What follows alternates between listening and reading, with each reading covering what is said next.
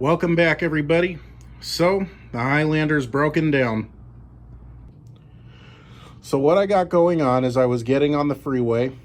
As I was trying to speed up, it had no power. And then finally, the check engine light started flashing, which basically means get it off the road 10 minutes ago. So I come to a stop. I'm sorry, that air feels good right now, so I'm not shutting it off. So I come to a stop, the check engine light shuts off. So I drove it home, but I noticed at a couple of stoplights I was at, the vehicle was jerking. Wasn't really a lot, but I would come to a stop and it would maybe jerk once at the light cycle. So I hooked up my scanner to it. It's got nothing under stored codes, but if you go back and look under pending codes, it's got a P0302 cylinder 2 misfire detected, which tells me I need a set of spark plugs. So tonight we will be replacing the spark plugs in the Highlander. And the nice thing about the 4-cylinder engine, here are your spark plugs right here, just 4 of them. None of that pulling the, the exhaust manifold off the back to get to the 3 in the back. That's why I like these 4 cylinders better. So the first thing we will do, just to be safe, is disconnect the negative battery terminal. Like so. Then we will go ahead and disconnect all 4 of these ignition coil pigtail wires. There we go. Then just take a 10mm socket and take off all 4 of these bolts holding the coil pack on. Also, one thing I'm going to add when you do spark plugs, it's best to do it after your engine's been sitting for a while, preferably overnight. If you try to do it when it's hot, you can actually do further damage to the engine. Alright, so we'll go ahead and start removing these 10mm bolts.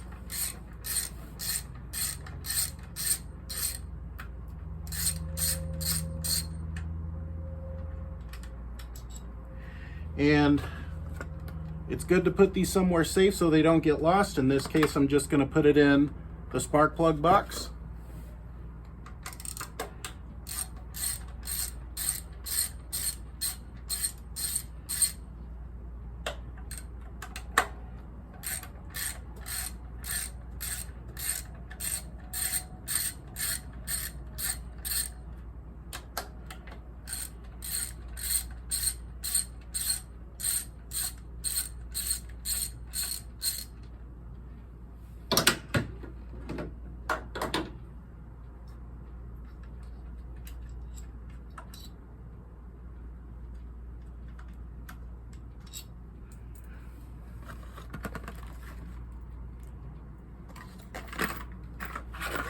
Then go ahead and pull out your ignition coils, like so.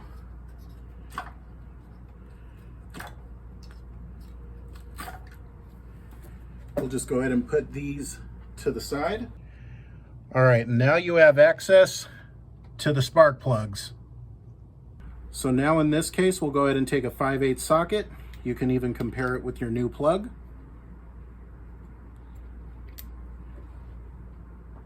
And then just start removing your spark plugs.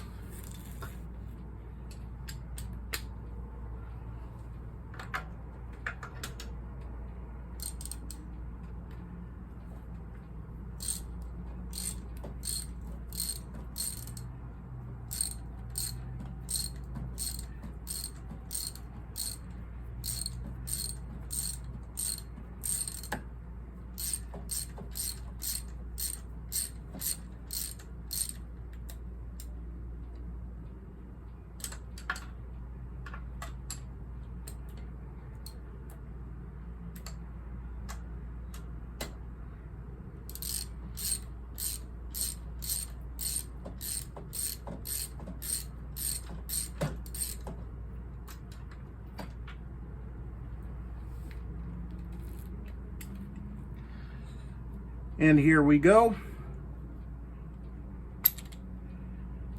Here's the old one. And then just do it 3 more times. And then here are the old plugs with the new ones. These old ones are just done. Here are the new ones. Here are the old ones. You can pretty much see there's nothing left of them. So now what we want to do is take some anti-seize and put it on all 4 of these spark plugs. Like so. And what this does is it keeps them from seizing up in the engine. This way, next time you got to replace them, they'll just come right out. Then to get them back in, we'll go ahead and use a magnet to drop them in there.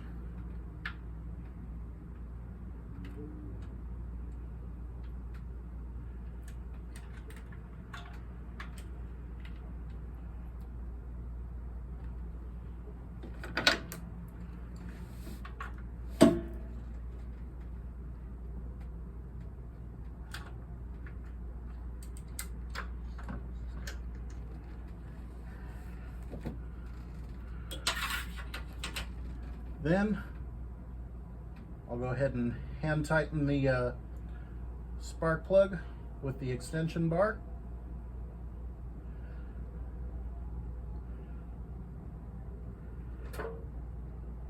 Then once it's in, or once it's snug, just get your socket, give it another turn, and there we go. Just do it 3 more times. Then once you've done that, go ahead and place your ignition coils back in, like so. Then just place your 10mm bolts back on.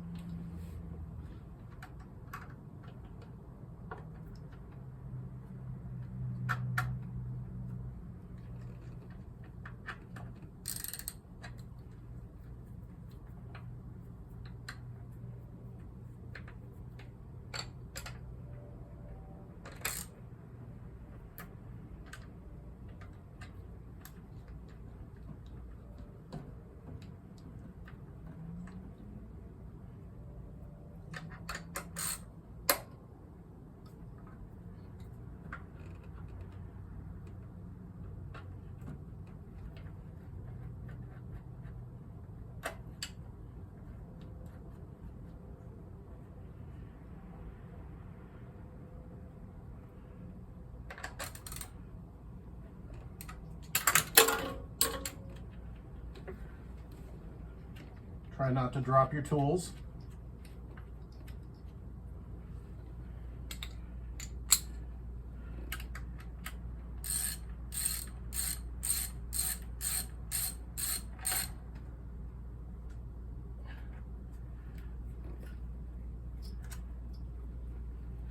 All right. Then plug your ignition coil pigtail wires back in.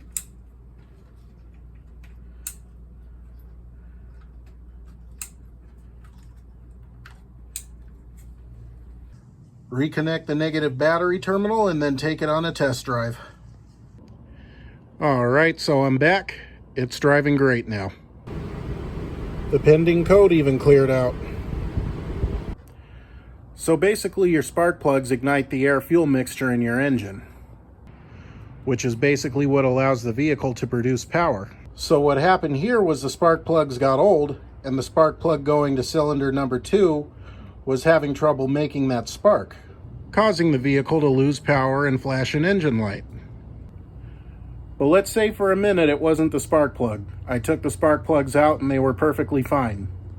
The next place to look would be the ignition coil going to cylinder number 2. So what you can do is swap your ignition coils in this case. You can take the ignition coil going to cylinder number 2, put it on another cylinder, and then if that cylinder starts having problems, then you know it's your coil pack. Also, that would be a good time to check your wires, make sure there's nothing wrong with them. And then another thing that can cause it would be a bad fuel injector, and if you have an older car, like 80s or 90s, a bad distributor cap. But for now, Old Faithful is back. It needs a couple more things before I put it back on the road, but as of right now, the main problem is fixed. Also, one thing I forgot to mention, you do want to make sure your spark plugs are properly gapped. In this case, about 0.044. However, in my case, I use Denso spark plugs. These are what Toyota uses. So these are already properly gapped. All you have to do is install them. Also, you're invited to come over to Jesus Bible Study. I take passages from the Bible and make them relevant to today's world. It's Sunday. It's the Lord's Day. Link in the description. Let's have a Bible study. Judge not, that you not be judged. For with the measurement that you judge, you will be judged. And with the measure you use, it will be measured back to you. So why do you look at the speck in your brother's eye, but do not consider the plank in your own eye? Or how can you say to your brother, let me remove the speck from your eye, but look, a plank is in your own eye? You hypocrite. First remove the plank from your own eye, and then you will see clearly to remove the speck from your brother's eye. And don't forget, new videos every Sunday. Like and subscribe if you haven't done so already. I will see you guys next week.